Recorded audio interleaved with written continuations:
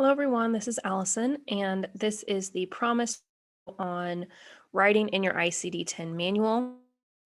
I have seen several comments in the discussion boards expressing some concern or anxiety about writing in your manuals, and that is the opposite of my intention with these little photo assignments. I am not trying to get you to feel anxious or concerned or worried about what you're writing in your books.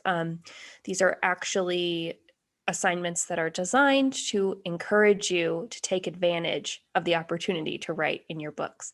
And this is just something that I have come up with. It's not part of any curriculum. You are not going to see it if you take the AAPC course or if you take another automated online class. They're not going to do assignments about writing in your book. This is just something that I wanted to include because I want you to have that advantage going into the national exam and just when you use your manuals to make things easier for you.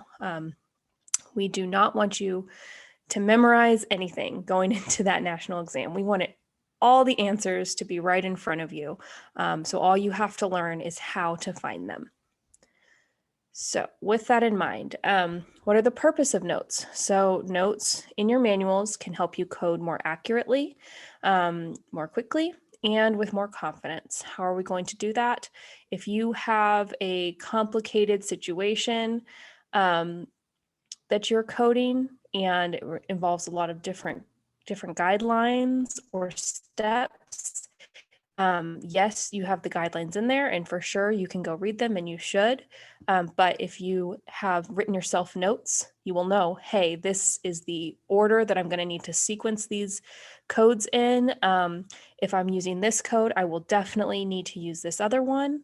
And then you'll also just feel like you've given yourself a helping hand, right? So you get to that question on the exam and you flip to the page and you see, hey, I've already told myself the answer to this. I already know that if I'm coding for HIV and pregnancy, that first code is going to be the O code and the second one is going to be B20, and then I'm going to have the complication. So you've given yourself the answer there, or at least the way to find the answer. Written notes are a great way to remind you of guidelines, processes, or terminology. You do not have to keep your notes limited to what is already in the book. If there are things that will help you on the exam that aren't written in the book, you can write those anywhere you want. And I'll show you some examples of that, but definitely with terminology or key phrases, acronyms we've already discussed. Those are things that you can have written down for yourself and quickly remind yourself, whether that's in the national exam or just when you're actually. And like I said, this gives you an advantage on the national exam. The notes are allowed. It's perfectly appropriate to do.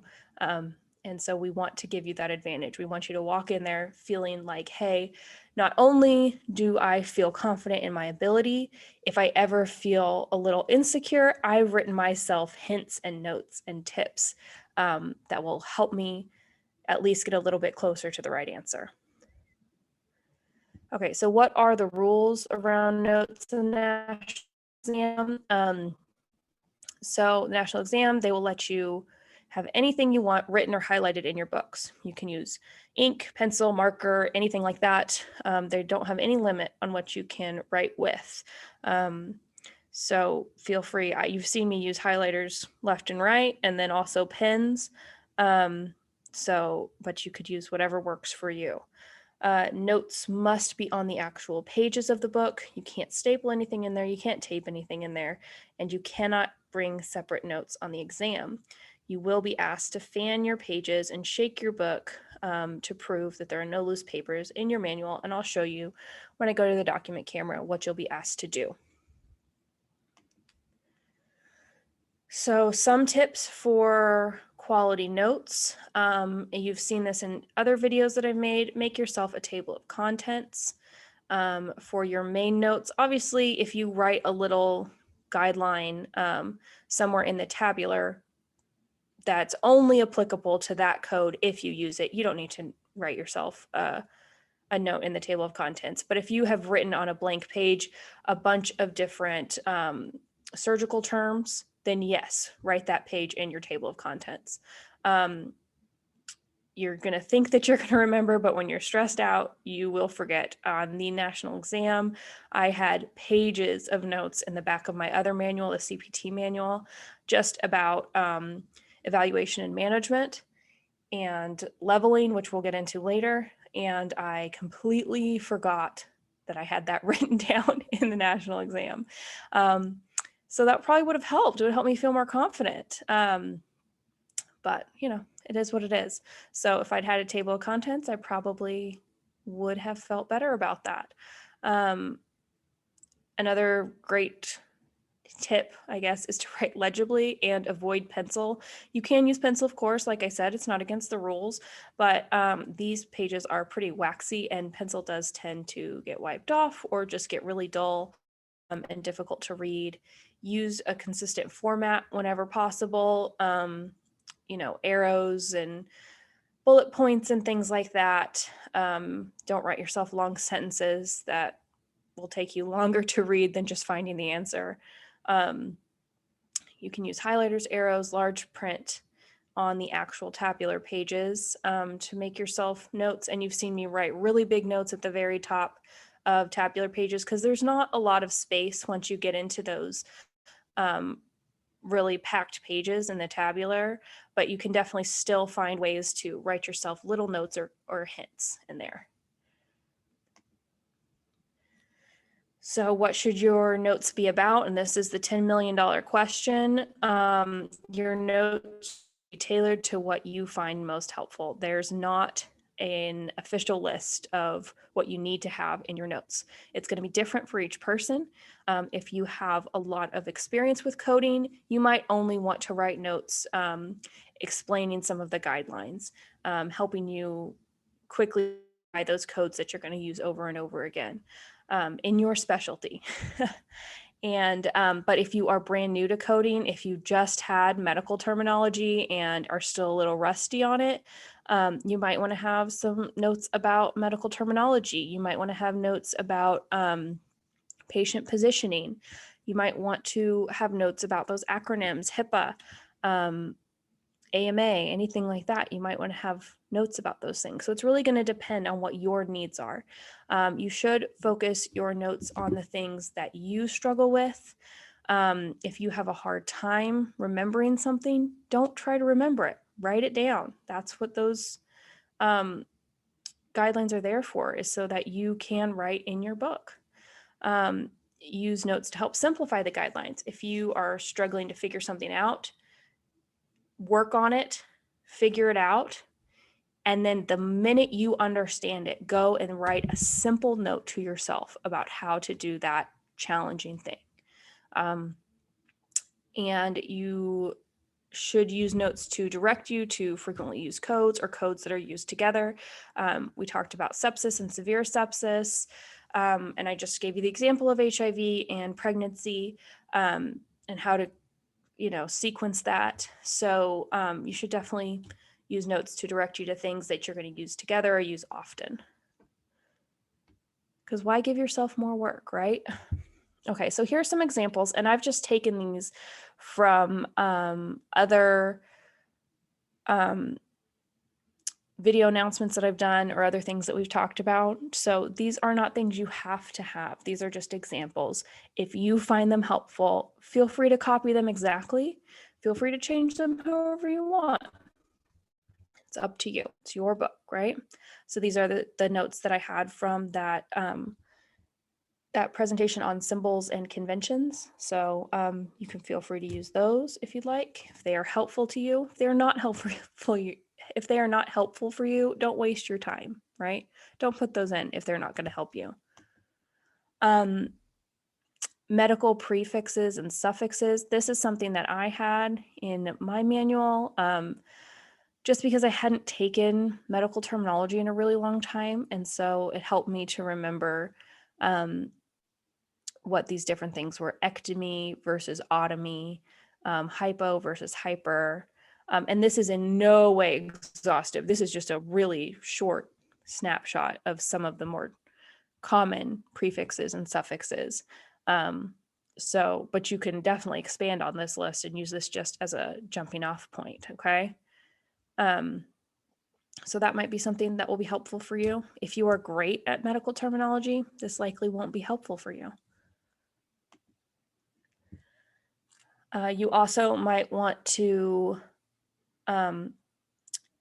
just write yourself an explanation of complicated coding scenarios, or simplifying the guidelines for you. So this is something I took from our HIV and AIDS discussion, which I think was last week, just to kind of simplify that process. When you know you're going to be coding something about HIV and AIDS, you want to remind yourself, what are the rules around that? Is there a code for suspected HIV? I'll just go check real quick. No, I'm going to go and I'm going to code the symptoms. I'm never going to code something that's rule out or suspected. So just things like that might be helpful for you. Okay, so I'm going to walk you through the book, just give you some examples. These are just examples. You want your book to look the way you need them to, the way you want them to, what works for you. Don't be afraid to add more, change them around, cross things out. You mess something up, just cross it out. It's fine. No one's going to see it except for you and me when you submit a photo of it, but I'm not going to be mad about the content. I just want it to work for you. And you are trying to take advantage of this benefit that you have. So I'm not going to go in there and judge what you have written down. I just want to see that you are taking advantage of that opportunity. You are not going to mess up your book by adding notes. You are not going to ruin it and, completely dash your chances at the national exam. You're only going to improve it. It can only help you to have notes in there. It cannot hurt you, unless you're just writing over all of the codes, which I doubt anyone would do. That's the only way you can mess it up. But as long as you're writing in a blank space, you're going to be fine. Okay. So let me switch over to the document camera and we will get a look at the actual book. The manual we're also familiar with by now. So whenever you go to the national exam, you're allowed to have these tabs here, of course. We've discussed those in depth. So definitely tab as much as you want. If you want to add more, you have things you flip to all the time, add more tabs. That's great. You cannot have anything taped in. You cannot have any pages slid in here, nothing like that. People have asked why. I don't know why. That's just their rule. I didn't get to make it. Nobody asked me. So you will, regardless of which method you take, you might take the in-person exam or you might take the virtual exam. Just depends on what's going to work for you at the time and what they have available. But either way, you're going to be asked to show them the book. You'll have to show them the title, make sure that it is in the right year and all of that. And then they're going to ask you to fan through the pages and show them the pages. So you'll probably have to do that a couple of times to make sure. And then you will hold it by the spine and shake the book. So they'll ask you to hold the book up just by the spine and shake it. And so that is, in my experience, how they checked. If you were to do it in person, they may actually take it from you and look through it themselves. It's just going to depend on who you have moderating that exam. So let's look at some notes now, okay? All right, so you all remember back in the very first, one of the very first presentations, I talked about writing yourself a table of contents. I still encourage you to do that. And just, it doesn't have to be in numerical order. It can jump around a lot. Just make sure you can clearly read it so your eye goes directly to this section. And you're not trying to decipher something. Just make sure you write clearly or write clear enough for you. Obviously, I don't have great penmanship, so but I can read it. I know what I'm saying. So make sure you know what you're saying. And then so right here, you saw I wrote a bunch of notes about the symbols just to demystify them for myself. Perfectly acceptable to write things like this. Again, if this doesn't help you, you already understand all the symbols. Don't use this. Just do what works for you. Let's see in here a few other areas that might be good. So at the end of the guideline section, there's a blank page. You could use this to write some notes to yourself. Just make a note of the page. I think it's page 52. And you could write some notes to yourself about whatever it is that you find most helpful. Here in the illustrations, there are a lot, really great illustrations. So I definitely recommend you look through them. I did get one anatomy question. Well, there's several anatomy questions on the national exam, but I got one that I had no idea what it was.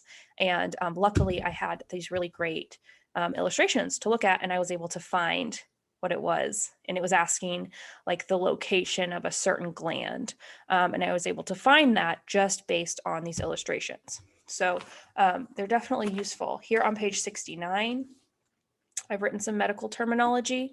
And I did this in my other book whenever I had taken the national exam, but the mistake that I made is I wrote out probably 100 different terms. And I just filled up these pages with terminology. And that is a mistake because then I was just overwhelmed and there was no way I was going to find it all out. If I just needed one small prefix or suffix, there was no way it was going to happen, especially under the pressure of an exam. So what I would recommend is writing the ones that are most confusing for you, the things you mix up the most, and writing them really clearly. Because you don't every single possible prefix or suffix, right? And it's unlikely if you are making notes as you go that you're going to write them in alphabetical order. So then you're going to be even more confused come test time, right? But these, page 69, page 70, there's a lot of blank space in here. It does not have to be related to what's on these pages. Just make yourself a note and then put it in your table of contents, okay? What else might be helpful? In the actual tabular, I think there's right before section 1 or chapter 1 rather, there is a blank page, and this might be a really good place to write yourself some of the common notes that common codes that you use. I think Krishna, was it you that asked what the common codes are? And I said there aren't any, but there are common codes, but it's just going to be dependent on what you normally use in your specific coding world, right? So these are ones that I use often, but it's really going to depend on you and your situation and what you find yourself repeatedly needing to look up. So definitely you can keep a list of that here, and that'll help you flip through even quicker. So I would recommend doing that. And let's see here. And then when you're actually in the tabular, so you can see here on page 667, I made some notes about HIV, which we just did. HIV must be confirmed, and just highlighted things and arrows. And I will put notes in my table of contents because it's only helpful if I'm actually on the page trying to code that HIV. So I would just leave these in here. But another thing that I want to point out that you can do, so if you are on a page, let's see, if you want to flip to, okay. If you want to flip to like an O code or something like that, one of these codes that has a table here where you're going to need to use additional characters, it might be helpful for you to write up at the top or at the bottom or something like that, additional characters.